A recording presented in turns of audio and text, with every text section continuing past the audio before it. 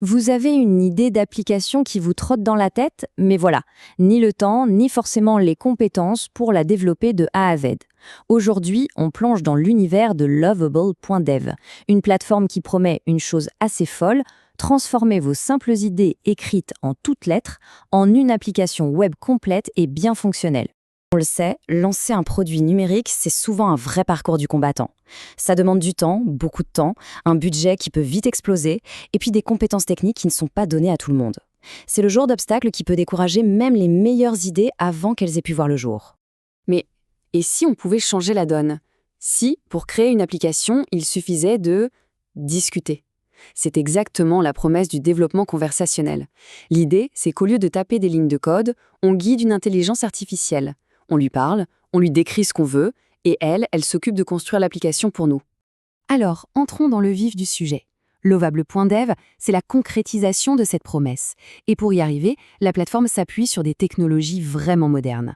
On parle de React pour des interfaces utilisateurs qui sont belles et dynamiques, et de Supabase pour toute la partie back-end, la mécanique interne de l'app. Le tout, c'est orchestré par une IA qui transforme de simples phrases en une application complète. Du coup, qui peut vraiment en profiter? Eh bien, en premier lieu, les startups qui ont besoin de lancer un MVP, un produit minimum viable, très rapidement pour tester leur marché. Mais pas seulement. Ça s'adresse aussi aux agences qui veulent aller plus vite sur leur projet, aux designers qui veulent donner vie à leur maquette, ou même aux développeurs qui maîtrisent le front-end, mais qui ont besoin d'un back-end solide sans se prendre la tête. Ok, mais comment ça marche concrètement? Comment est-ce qu'une simple phrase peut vraiment se transformer en une application qui fonctionne? Le processus est en fait beaucoup plus simple et intuitif qu'on pourrait l'imaginer. C'est une succession d'étapes assez logique. Tout part d'une idée qu'on va décrire dans ce qu'on appelle un prompt. C'est juste une instruction textuelle. À partir de là, l'IA se met au travail et génère tout le code nécessaire. Ensuite, on achine le résultat petit à petit avec d'autres instructions. C'est un peu comme si on donnait des directives à un assistant hyper doué.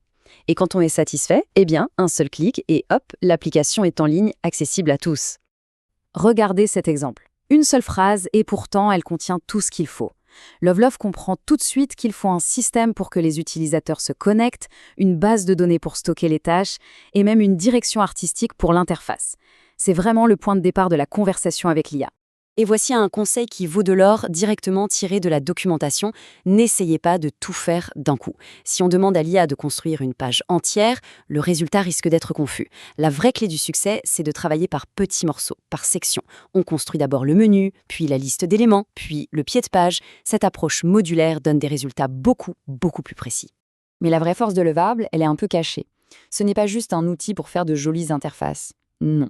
Le vrai game changer, c'est sa capacité à construire des applications vraiment puissantes, avec un back-end, un moteur qui gère les données, les utilisateurs et toute la logique de l'application.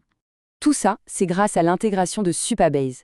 Concrètement, ça veut dire que chaque application dispose automatiquement d'une base de données professionnelle, d'un système de connexion sécurisé, d'un endroit pour stocker des fichiers, et même de la possibilité d'ajouter du code personnalisé côté serveur. Et tout ça, encore une fois, ça se pilote avec de simples phrases. Et quand on compare avec le développement traditionnel, l'impact est juste radical. Un projet qui prenait des semaines, voire des mois, peut maintenant être réalisé en quelques jours. La complexité technique, qui demandait des experts, est maintenant gérée par l'IA. Ça rend la création d'applications infiniment plus accessible et bien moins coûteuse. Évidemment, pour avoir d'aussi bons résultats, il faut respecter quelques règles. C'est un peu comme un jeu. Il faut connaître les stratégies pour vraiment gagner du temps et obtenir exactement ce qu'on veut.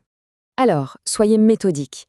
Un bon réflexe, c'est de toujours commencer par la partie connexion des utilisateurs. Surtout, soyez le plus spécifique possible dans vos demandes. Avancez par petites étapes et testez souvent. Et à l'inverse, évitez les instructions floues. C'est vraiment en décomposant les problèmes complexes qu'on arrive à bien diriger l'IA. Voilà une autre pépite de conseil. Utilisez du vrai contenu dès le début. Oubliez le fameux lorem ipsum, ce faux texte de remplissage. Pourquoi ? Parce qu'un vrai texte, de vraies images, ça crée des contraintes réelles. Et ça force l'IA à concevoir des mises en page qui sont non seulement jolies, mais surtout réalistes et fonctionnelles. Bon, alors, au final, quel est le verdict ? Lovable.dev, c'est clairement un compromis fascinant.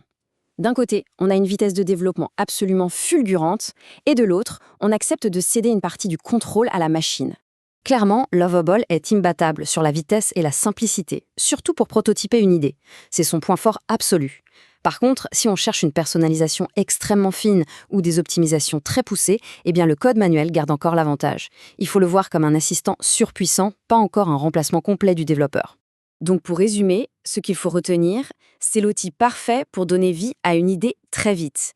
Il gère le front-end et le back-end de manière hyper fluide.